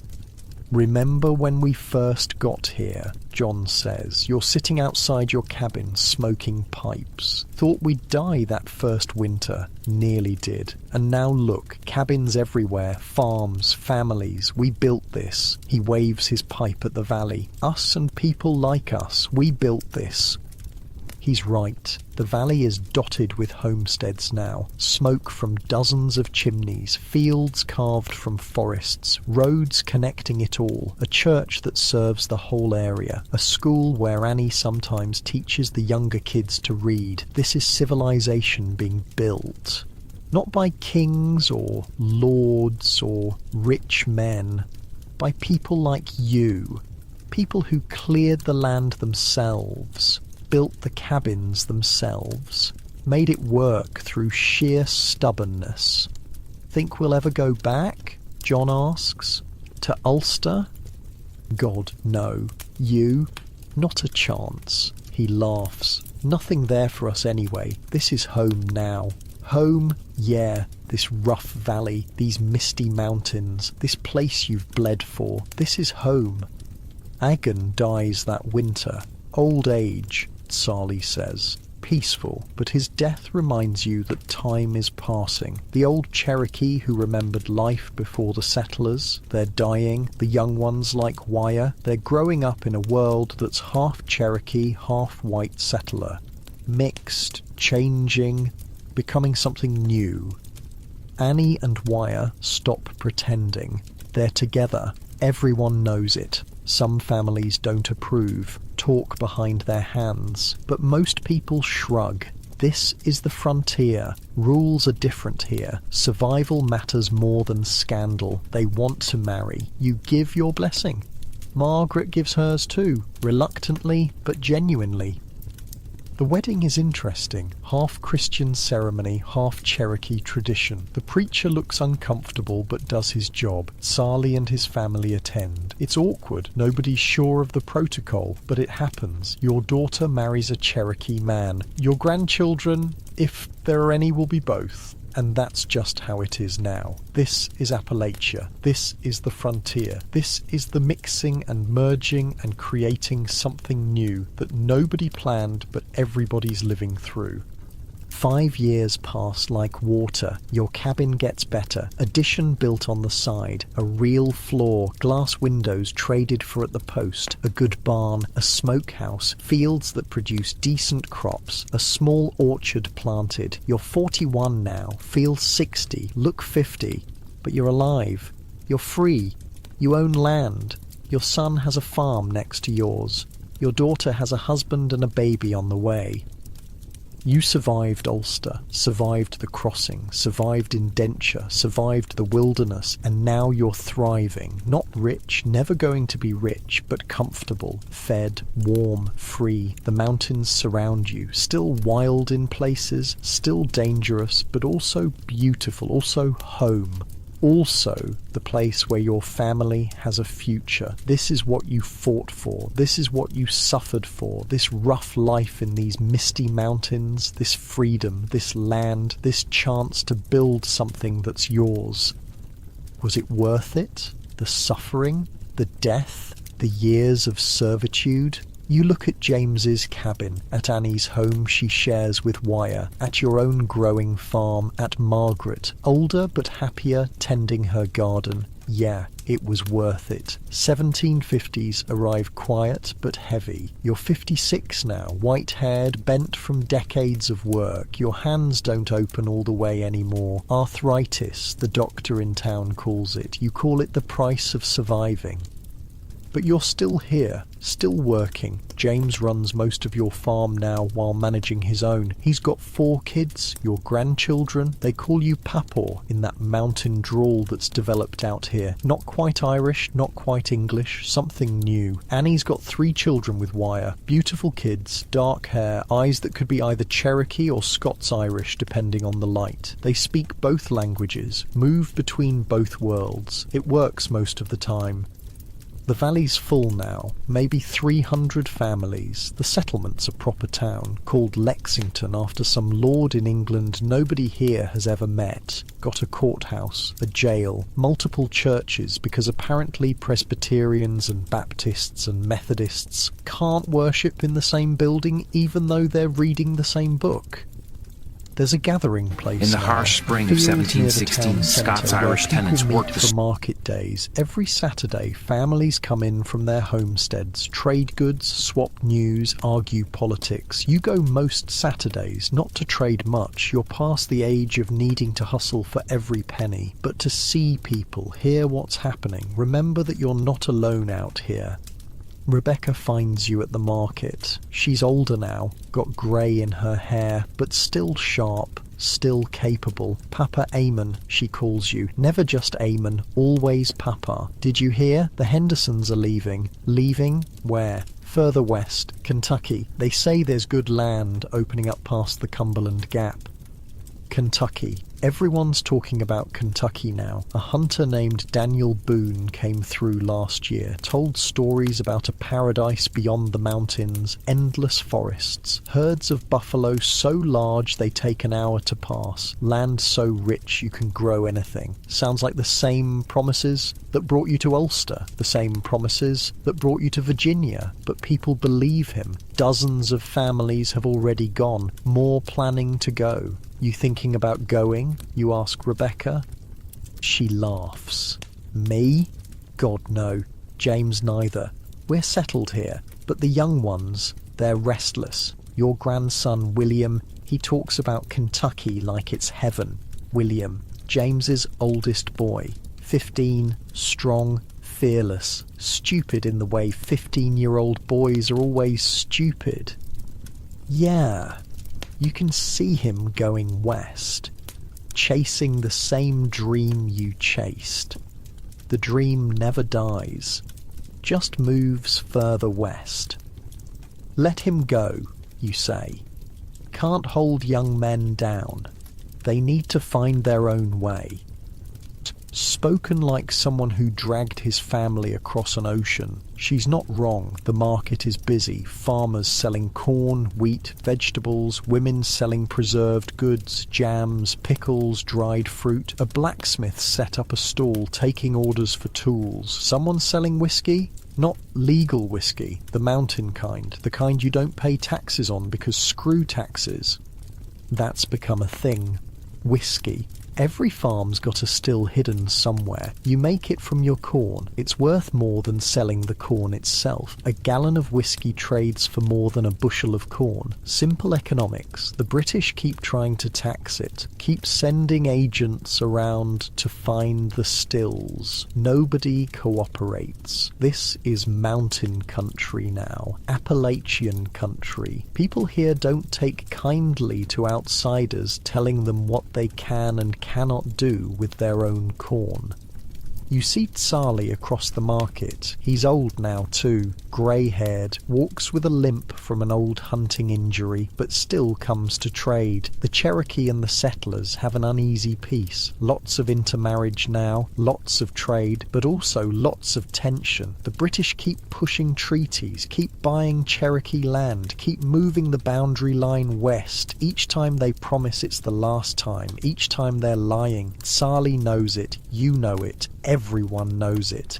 Your people take and take, Tsali says when you walk over, not angry, just tired. Soon there will be nothing left to take. I'm sorry. You are one man. Sorry does not stop a river. He gestures at the market, at the town, at everything. My grandchildren, they live like white men now, farm like white men, speak English, go to your churches. This is how we survive. We become you. There's pain in his voice, the pain of watching a culture die, of knowing his grandchildren won't live like he lived, won't know what he knows. The old ways are disappearing, being traded for axes and ploughs and whiskey. You don't know what to say. There's nothing to say. History is rolling forward like a boulder down a mountain, and all any of you can do is try not to get crushed. Come, Tsali says, let us drink and pretend we are young men.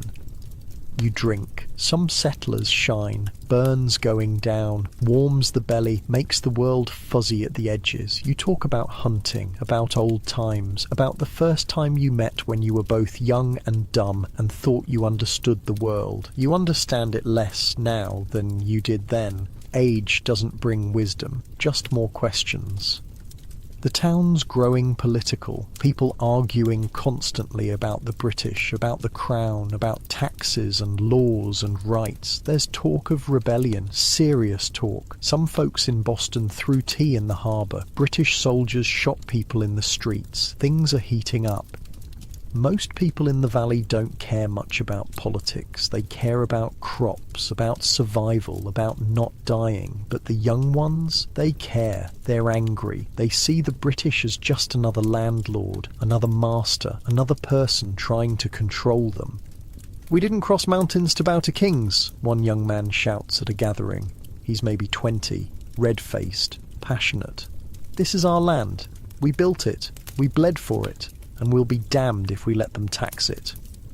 People cheer. You just sit there. You've heard this speech before. Different words, same sentiment. People always want to be free, always willing to fight for it. Question is whether they're willing to pay the price. The price is always higher than you think. James comes to you one evening.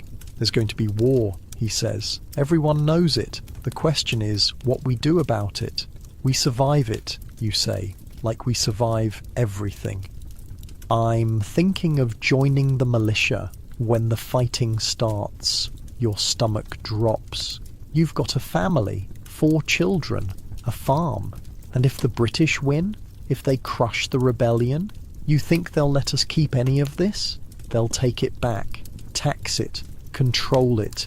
We'll be tenants again, just like Ulster. He's right. You hate that he's right, but he is. If the Crown wins, people like you, people on the frontier, you'll be the first ones punished, the first ones brought to heel. "Do what you need to do," you tell him, "but come back. Your children need a father." "I plan to." Plans don't mean much when bullets are flying, but you don't say that. 1775. The shooting starts up north, Lexington and Concord. Nobody here cares much about Massachusetts. That's 1,000 miles away. Different world, but it matters because now it's real. Now there's actual war. The valley splits. Some folks are loyal to the crown. They've got investments back east, connections to British merchants. They want order, stability. They're not willing to risk everything on rebellion. Most folks, though, they're for independence, for telling the British to go to hell. These are people who left everything to come here, who built farms from wilderness, who've survived things that would kill softer men. They're not interested in bowing to anyone. The split tears families apart. Neighbours who've helped each other for decades suddenly won't speak. There are fights in the tavern. A few people get run out of town. Wyre's in an impossible position. He's married to your daughter, father to your grandchildren, but he's Cherokee. And the Cherokee, they're siding with the British, not because they love the crown, but because the British promised to stop westward expansion, promised to protect Cherokee land. It's a lie. You know it's a lie. Wyre knows it's a lie, but what choice do they have? The rebels want to push west, want to take Cherokee land and settle it. At least the British promised to stop that. Lies are better than certainties sometimes. I won't fight against you, Wyre tells you. He and Annie are visiting, tension in the air. But I can't fight for you either. I know, you say. Family first. Always family first.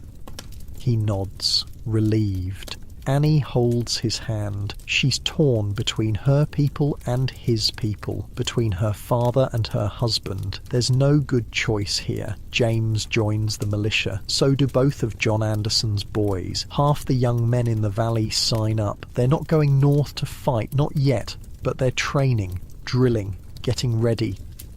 The British are trying to rally loyalists in the south, trying to split the colonies. If they can control the Carolinas and Virginia, they can strangle the rebellion, cut it off from supplies, from support. There's a British officer, Major Ferguson, Scottish, ironically. He's recruiting loyalists, building an army, threatening to march into the mountains and hang rebel leaders. The mountain men don't take kindly to threats. Someone threatens you, you don't run, you don't negotiate, you gather your neighbours, grab your rifles, and you make it very clear that threatening mountain people is a bad idea. September 1780. Word comes down. Ferguson's camped at a place called Kings Mountain, just over the border in South Carolina. He's got about 1,000 men, all loyalists, all armed. The call goes out. Every able-bodied man who can shoot and ride needs to gather. They're going to Kings Mountain. They're going to teach Ferguson what happens when you threaten Appalachian folk. James comes by before he leaves. I'll be back in a week, he says. Confident, young, stupid.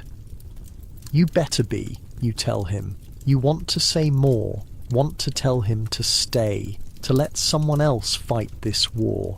But you can't. He's a man. He's made his choice. All you can do is let him go. Rebecca's face is pale. The children don't understand. They just know Papa's going away for a while. You watch him ride out with about 60 other men from the valley. They're heading for a rendezvous point, going to meet up with militia from Virginia, North Carolina, Tennessee. All these mountain men converging on Ferguson. Some of them have rifles, good long rifles that can shoot accurately at distances no British musket can match. Some have regular muskets, some just have hunting rifles. All of them know how to shoot, how to track, how to fight in rough country. These aren't trained soldiers. They're farmers, hunters, men who've spent their lives fighting wilderness, fighting bears, fighting whatever tried to kill them, men who won't quit because quitting means dying, and they've been not dying for too long to start now. You don't sleep while he's gone. Can't. Just sit up at night, staring at the fire, wondering if your son is alive, if you'll ever see him again. Margaret prays. She's found religion in her old age, prays constantly. You want to believe it helps, want to believe someone's listening, but you've seen too much death to trust in divine intervention. Days pass like years. You work the farm, go through the motions, wait for news, any news, and then, 5 days later, riders come back. They're whooping, hollering, firing guns in the air. They won. The mountain men won. Ferguson's dead. His army destroyed. One of the most complete victories of the war so far. And James is alive, wounded, shot in the shoulder, but alive, coming home. Rebecca collapses when she hears, just drops to her knees and sobs. Relief. Pure relief. When James gets back, he's different, quieter, haunted. Won't talk about what he saw, what he did. Just says it was necessary. Says Ferguson and his loyalists gave them no choice. You've seen that look before, in men who've killed, who've seen friends die, who've crossed a line they can't uncross. War does that, changes you, marks you, but he's home, he's alive. That's what matters. The wound heals, the nightmares probably don't, but you don't ask. Some things men carry alone.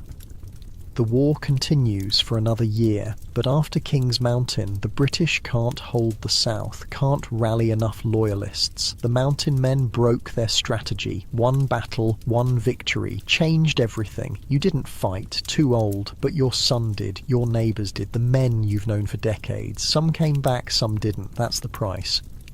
The Hendersons lost their oldest boy. John Anderson lost his nephew. 3 other families lost sons. You go to the funerals, listen to the prayers, watch the families grieve. Know how lucky you are that it wasn't your son in that grave, but could have been. So easily could have been. That's what you think about at night. How close you came to losing everything again. 1781. The war ends. The British surrender. The 13 colonies are now the United States of America. Free, independent. No more crown, no more lords, no more being told what to do by people across an ocean. You're 67 years old. You've lived through everything, Ulster. The Crossing. Indenture. Wilderness. Indian wars. A revolution. And you're still here. Still standing, still on your land. Or your land, in a free country, a country you helped build, that your son helped fight for, that your grandchildren will inherit. This is what you crossed an ocean for. This freedom, this independence, this chance to build something without someone's boot on your neck. You stand outside your cabin. The sun is setting behind the mountains. Your mountains, your Appalachia. Smoke rises from chimneys across the valley. Each one represents a family, a story, a journey like yours. This place, these people, this culture you're all building together. It's something new, not Irish, not Scottish, not English, not Cherokee. Something that's all of those things and none of them. Something that's uniquely Appalachian, and you're part of it. Part of building this. Part of creating something that will last long after you're gone. You're old now, tired, ready to rest. But not yet, not quite yet. There's still crops to bring in, grandchildren to spoil, whiskey to drink with old friends who are getting fewer each year. You've survived everything, crossed an ocean, buried a child, endured servitude, built a life from nothing, and somehow, impossibly, it worked out. Not the way you planned, not the way you expected, but here you are, free, landed, American. The mountains are turning gold and red, fall colours, beautiful, like they're on fire, like they're celebrating with you, celebrating survival, celebrating freedom, celebrating the stubborn refusal of Appalachian people to be broken. You smile. First time in a while, a real smile, because against all odds you made it. You actually made it. 1785, you're 71. Most men don't make it this far. You've outlived John Anderson, outlived Briggs, outlived half the people who crossed the ocean with you, but you're still here, still breathing, still watching the world turn. Margaret died 3 years back, peacefully in her sleep. You found her in the morning, cold, but calm, looked younger somehow, like death had smoothed away the hard years. You buried her on the hill overlooking your farm, where she can see the mountains. You miss her. Every day you miss her, but there's work to do, crops to tend, grandchildren to watch grow. Life doesn't stop just because your heart's broken. Today there's a gathering. Happens twice a year now, spring and fall. Everyone in the valley comes together, brings food, shares news, celebrates being alive. It's become tradition, the kind of thing that feels like it's always been done even though you remember when it started. Annie's organising it this year. She's good at that, getting people together, making sure everyone's fed. She's got her mother's capability, wires warmth, their children help, running around setting up tables, hauling firewood, doing whatever needs doing.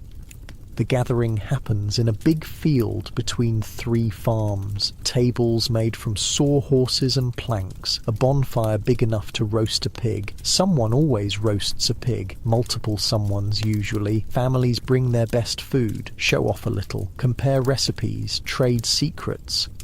Kate Henderson brings her chow chow. It's famous now. Pickled vegetables in a spicy sweet brine. Takes her all summer to make enough jars. People trade for it like currency. You've seen a man give a whole bushel of corn for 3 jars of Kate's chow chow.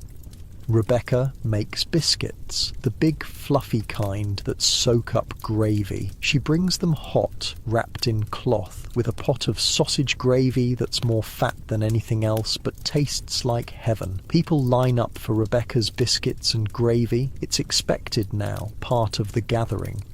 Someone brings fried chicken, someone else brings cornbread. Annie made a blackberry cobbler from berries the kids picked. There's beans cooked with pork fat, collard greens, fried squash, fresh tomatoes from the late gardens. And everywhere, there's whiskey, moonshine, the mountain kind that nobody pays taxes on, clear as water, burns like fire. Every family's got their own recipe, their own still hidden somewhere. Everyone knows, nobody tells. That's how it works here.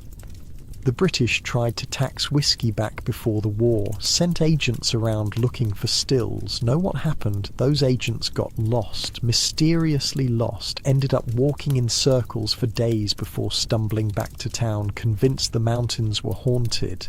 They weren't haunted, just full of people who don't appreciate outsiders nosing around their business.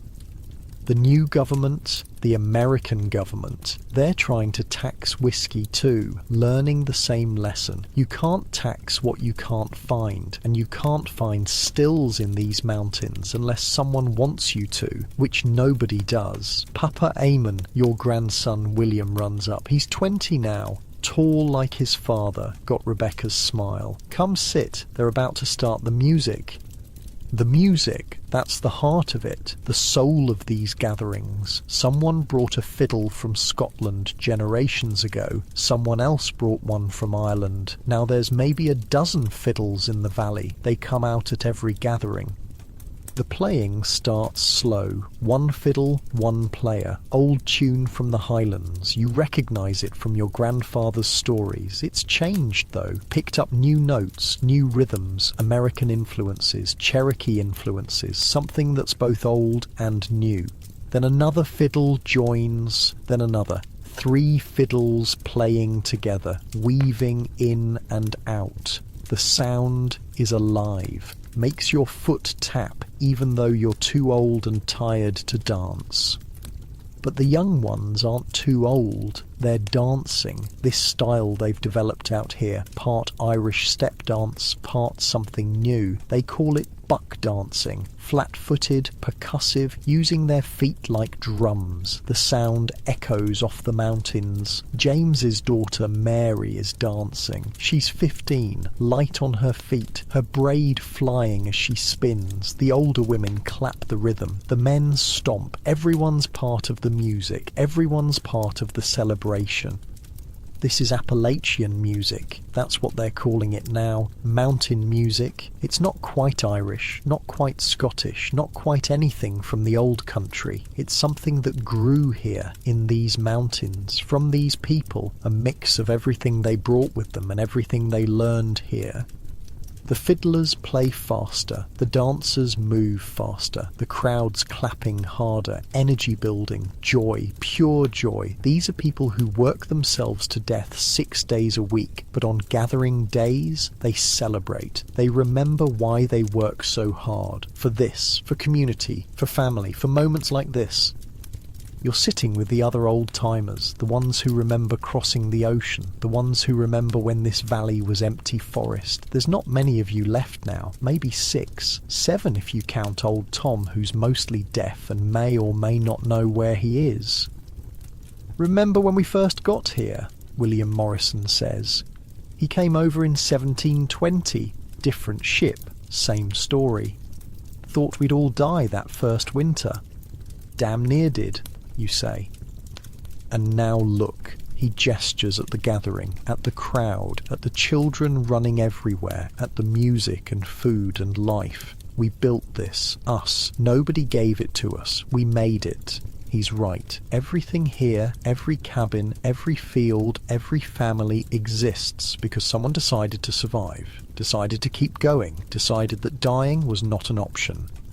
Your people did good, Morrison says, means your family, James and his brood, Annie and hers, the grandchildren and great-grandchildren starting to appear. You've got a legacy. Legacy. Strange word. You never thought about legacy, just thought about surviving tomorrow, but here it is anyway. People carrying your name, carrying your story, living on land you cleared with your own hands. The fiddles shift to a slower song, a ballad, someone singing now, girl with a voice like honey, singing about a soldier who went to war and didn't come back, probably written about the revolution, about King's Mountain, about all the boys who didn't make it home. Everyone's quiet during the ballad, respectful, remembering every family here lost someone, in the war, in the wilderness, in childbirth, in 1,000 different ways. Death is always close in the mountains. You honour it, you acknowledge it, then you keep living anyway. The song ends. Moment of silence. Then the fiddles pick up again. Something cheerful, something that makes you want to move. The mood shifts back to celebration. That's the mountain way. Honour the dead, but celebrate the living. Mourn, but don't dwell. Keep moving forward because stopping means dying. Food's being served now, people lining up with wooden plates, taking a bit of everything. You get up, slowly. Your knees don't work like they used to. Make your way to the tables. Rebecca sees you, immediately makes you a plate, biscuits with gravy, some of that pork, a scoop of Kate's chow chow. Annie adds cobbler, more food than you can eat, but you'll try. You sit under a tree, away from the crowd a bit, just watching, listening, taking it in. This community, this culture, this thing you're all building together. A young boy approaches, can't be more than 6, one of your great-grandchildren. You've got so many you sometimes lose track of names. Are you Papa Eamon? He asks, shy, half hiding behind the tree. I am. Mama says you came from across the ocean, from Ireland. A long time ago. What was it like? The ocean? You think about how to answer that. How do you explain crossing the Atlantic to a child who's never seen water bigger than a creek? How do you describe 52 days in the dark, watching your baby die? It was hard, you say. Simple truth, but I made it, and that's how you're here now. He thinks about that. I'm glad you made it. Me too, boy, me too. He runs off, back to the other children, back to games and laughter and a childhood that's easier than yours was. That's the point. That's why you did it. So they could have easier, so they could have better. The sun's setting, the bonfire's growing, someone's brought out more whiskey, the singing's getting louder, the laughter's getting rougher. This is the part of the evening where the old folks start heading home and the young ones get wild. James finds you. You want me to walk you home? I'm not dead yet, I can walk. He smiles. I know, but I'll walk you anyway. You let him. Pride's not worth falling and breaking something. You walk together, slow. The music fades behind you. The stars come out, more stars than you ever saw in Ulster. The sky here is huge, endless, like the land. You ever regret it? James asks. Coming here? Regret what? The ocean, the indenture, nearly dying 100 different times. All of it.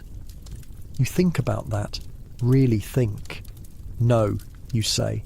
I don't regret it.